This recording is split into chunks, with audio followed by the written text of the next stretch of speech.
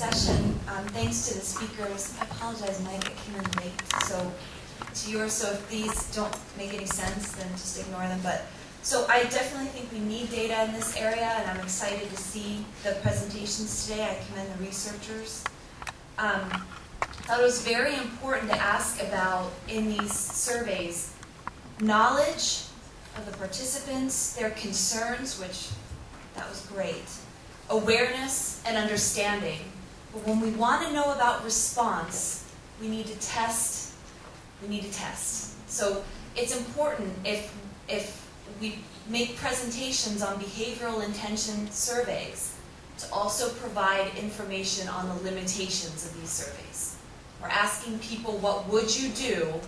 And so anytime you present, this is to you, Axel, anytime you present these data, it's important to also talk about the limitations of asking someone, what would you do, and how that relates to reality. That's my first comment. And I know it's difficult, and we're hoping to do these tests and some experiments next year on how people will actually respond to some of these solutions that all three participants talked about. My second comment is about providing information to people in the elevator lobbies. I agree that that is very important. Brian Hoskins and I did some research on trying to understand what would make someone anxious about waiting. And there is research on that. And the ways to decrease anxiety of waiting is providing information. And whether or not people say that they prefer it or not, one suggestion is to provide waiting times in the lobby.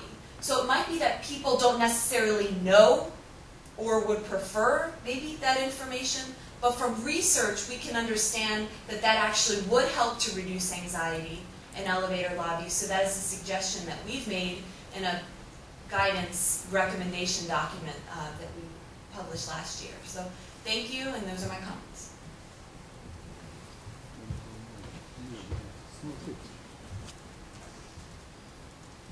Enrico Ronchi, Lund University. I have a comment and a question for the first two speakers. Actually, now I'm working on a project in which I was facing the problem of doing egress modeling using elevators and combinations of strategies using both elevators and stairs. And what was my problem? My problem was that when I took a look at your data, both your data, so I removed the Lund University label so I can say whatever I want. They are different. So if I run the same model case study with the two datasets, I will find significant differences in my results. So my question is, if I'm going to do a relative comparison of strategies, only stairs, only elevators, I can get a trend that is kind of similar to what you are getting, Michael, with your model. But from a quantitative point of view, how can we use in a reliable way these models, since we have a big lack of knowledge on what is the actual behavior of people, and the data sets on human behavior, sometimes they say different things. Okay, can you hear me? Yeah. Yeah, absolutely. I mean, really, we don't have enough understanding about how people interact with lifts. Despite these studies, we've got a little bit of data, but we don't understand. So we should be questioning every study which uses lifts, because how can we model it if we don't understand it? What I would suggest is that, unfortunately, we, as engineers, they're still required to come up with solutions.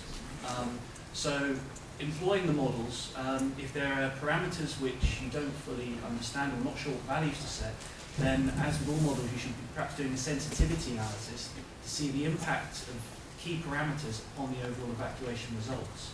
I think our study was it's intended to highlight the potential impact or identify some of these key factors that you could conduct your sensitivity analysis on.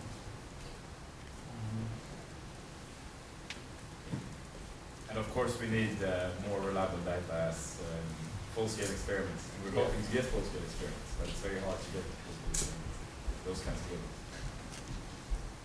I mean, one other thing, if you suddenly decide to take your building and train people to use lifts, then their behaviour will change. Yeah. So, I mean, in our results, based on our survey data, it suggests that the lifts are going to be heavily underutilised. So it's going to be really important it's not just saying we need data on seeing what effects training will have upon the results and convincing people that it is acceptable to use. When I took a look at your data, the data from Lund are a bit more conservative than the data you have. So basically, at the end, that's the Lund data, and this is linked to the default settings that you have in your model. So I mean, you show me that it's kind of flexible, your model, so that you can actually use auto correlation. But my other question is, what about the default? So maybe, and Steve was discussing with Eric about this, maybe the default could be the most conservative data set available, and then you can say to the user, okay, but there are also these other data, because I actually don't know what is the truth. Okay, but I think it sounds like a long discussion between the two of you, which would be good. I'm going to try to get a few more questions and perspectives in, so I'm going to shift over. Thank you. Jake Pauls, this is a clarifying question. For the third speaker, the term flight is used ambiguously within the field, and many journalists and lay people and even researchers confuse flight and floor.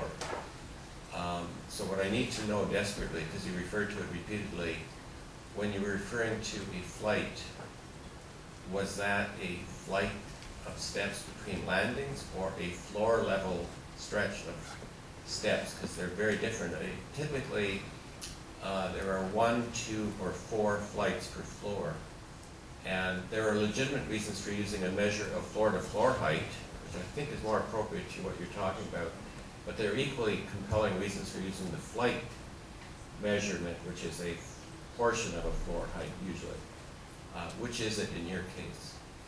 It was actually based on floor to floor, but with 2 flights of stairs within that. Okay, then you'll have to change your terminology. I'm sorry about that, but it's extremely important. The flight-to-flight, the intra-flight use is very important, because that's important for safety, because you're doing a transition from level to steps to landing. And so you'll have to clean up your presentation. I'm sorry about that. I'm intrigued, by the way, just as a quick comment, the concern about falling, because in my work, and this is published work from some years ago, we assume a level of safety for able-bodied users of 100 million flight uses per incident that results in a transportable fall, one that has to be treated. And so what you have there are really important results, and I compliment you on them. I really found your presentation interesting. So if you can just clean up the flight ambiguity, I'll be very happy. Jake, just down here. Thank you. Shane Hogan from the National Disability Authority in Ireland. Just a comment really for Nigel. I think it's great to see some research on the end user's point of view, and that has been lacking in some of the other stuff I think we've seen over the past couple of days. I did have one comment, I think, from somebody in my own circle saying that they felt that if refuge areas were mandatory for architects and fire engineers, that they had to wait there as well, that we would see maybe some more interesting and creative solutions coming through. I wonder about the proposal or the possible recommendation about having somebody wait with the person in the refuge area. I understand that it would provide reassurance, but I wonder if it's really sensible from a risk point of view to have an extra person in the building and remaining in the building in a fire situation.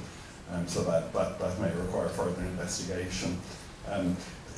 The suggestion, what we put out in our publication, which is on the NDA website on this, is really for building managers kind of to take a risk assessment basis and to look at on an individual case, which is the least worst option, is having the person wait in a refuge area less risky than perhaps using a lift in an evacuation situation, even though the normal rule is don't use the lift, or even having the person manage their own evacuation. As one of my colleagues is a former Paralympic athlete with very strong upper body strength, who's well capable of bumping herself safely downstairs in an emergency situation, and that's her personal emergency egress plan, and that's quite safe for her.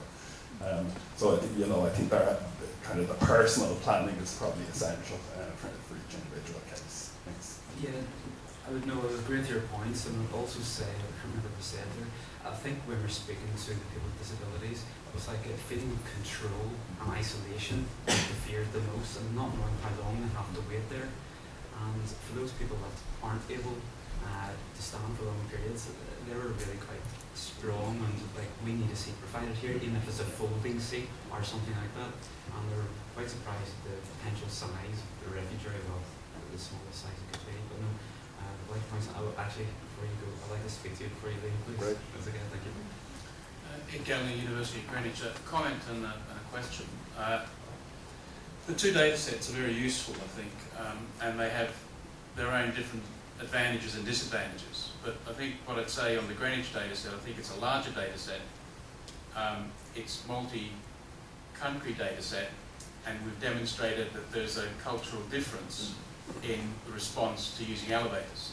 So perhaps the difference that you're seeing is because maybe Swedes have a different interpretation of using lifts compared to the people in Germany, in the UK, in China, and in the United States, where we had our biggest sample sets. The question I'd have is for the second speaker. In your trend graphs, the data seemed to only go up to floor 17. Yeah. You get 17 plus. So I'm a bit puzzled by that, because I'm not quite sure how useful that is for high-rise building evacuation of lifts. So I don't think, unless we're talking about lifts for disabled occupants, I'm not sure we'd be talking about a lift evacuation strategy for a 17-floor building. No, but that was just the amount of data that we had. I understand that, but I mean, again, the comment I'd make is how relevant is to use that. You said you had used the Lund data. Actually, But it was, if it only went up to floor 17, Well, the correlation goes up to 24. okay, 24. I mean, we're talking about 60 floors, 50 I was floors. comparing also there, that I was, checking everything that was there. Comparing the data set that they have in Lund with the data set that Hema Hayes was collecting some years ago, the range of floors is bigger. The trend is kind of similar, so we still have a lower, a more conservative. Yeah. But the other issue with Emma's data is that, again, it was in a small country, New Zealand, primarily, and there ain't a lot of high-rise buildings. And in fact, a lot of the people in the survey didn't have experience of living or working in high-rise buildings, whereas in the Greenwich sample, in the Greenwich study, that was a specific question which we filtered on. If you didn't live and work in a high-rise building, then your data wasn't counted. I should also say that Emma Hayes' work did actually conduct her survey and send it to Arab employees in San Francisco as well, and Singapore, I think. So she did have a mild cultural element, but I think the methodology, asking people whether they'd use a lift on 3 different floor heights, probably promoted or influenced the results to be linear, whereas we get a slightly more wavy graph. And also, we also asked about the profession. So because we had people who were fire engineers, lift engineers, completing the survey, and again, we wanted to exclude that bias from the population as well. And so, that becomes important. You need to understand that in the population that you're sampling. Okay, I've got quite a few people here, Jim and Brian, if we have time. There was a question back there, and somebody withdraw, or no? Okay. Ian. I think it's actually very worthwhile, the research you've done in relation to the end user of refuge spaces. But I think there is another issue that's got to get addressed, is the understanding of the use of refuge areas by all building users, not just those who aren't able to evacuate themselves. There's other people going to be coming down these stairs, as long as they're not locked in a cupboard the way they are here, of course, and they'll actually see people waiting, and they don't understand what that situation is. Certainly in the university I'm working at, in general, sort of studies that undergraduate students have done in terms of risk assessment in buildings, they find the staff in the university don't have understanding about what these refuge areas are. You know, so I think there's another area of research there as well. No, I agree, and that's one of my conclusions is that people with disabilities, they indicate that they need to know more, but other people also should know about these as well. I completely agree with that. Jim Shields, refuge areas came into the codes in the UK in the 1980s. It was a concept to facilitate the use of buildings by people with disabilities. It was a concept. My question is, do we have any data or information on the actual use of refuges by people in emergencies? My second question, if we don't have the data, are they a waste of space? And thirdly, I would ask everyone, those especially who advocate performance-based design, what is the performance that you expect from a refuge area?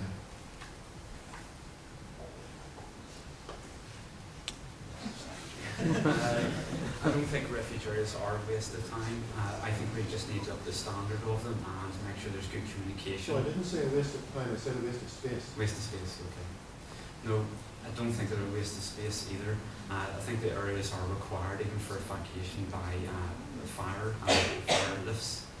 So I don't think so, but as I said, I just think we need to increase the knowledge of them and also add equipment in them so that people feel more comfortable in just terms of the communication within that aspect.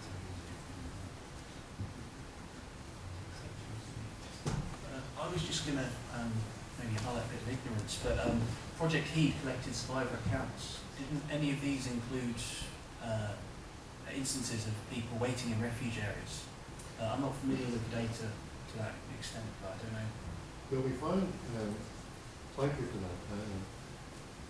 I don't think we found people waiting necessarily in designated refuge areas. We found, as Karen pointed out in something we published, we found them huddling in landings. I don't think in those, Ed may correct me on this, but I don't think there were designated refuge areas as we know them in the UK. Certainly people went onto other floors to rest and all the rest of it. I'm really intrigued by this because refuge areas were a concept, they were part of the conceptual design solution to the disability problem, can I put it that way? Now, if we don't have information on the actual usage of them, then we need to go and get it. Otherwise, they're a waste of space. Sounds like a good research topic. Brian, last question. Brian Hoskins, Oklahoma State. My question goes to more the elevator usage. Have either of you considered the relative height of the building? In other words, if someone's on the 15th floor of a 15-story building, they might think, hey, I'm on top of the building, I should use the elevator. Meanwhile, if they're on the 100th-story building on the 15th floor, all of a sudden the perception is, I'm near the bottom of the building, I should use the stairs. Any thoughts? We started out trying to do something like that, but we didn't get we didn't get a good solution to do it as well. We also looked at it, and I can't remember the precise results, but it's one of the questions in our survey. It hasn't directly translated down into our modelling process yet. We're not at that stage yet, but we have got the data, and yeah, it is published. I think I'll take the chair's prerogative and just ask a quick question before we break for lunch. But all the discussion about use of lifts for evacuation, where did reliability and people's perception of reliability come into this? Since I've never been in a high-rise building of any type in the world where at least one elevator isn't out of service due to normal maintenance at any given time. So how does that work? I was going to say, I think, was it Norm Groner who did a study of air traffic control towers, and they're allowed to use lifts as part of their evacuation sometimes. And one of their, the results from their study suggest having a similar account where they knew that the lifts often broke down. People had increased reluctance to use them during evacuations. So I know Norm Groner has done some work on this. I don't know any other studies. We had a question, I think we had a question anyway, but that was, which was the greatest fears connected to the elevator, and that was not from top issues. The top issues I think was queuing and then smoking during the elevator. We haven't accessed that much data on that yet. We're looking into it. I want everyone to join me in thanking all the speakers.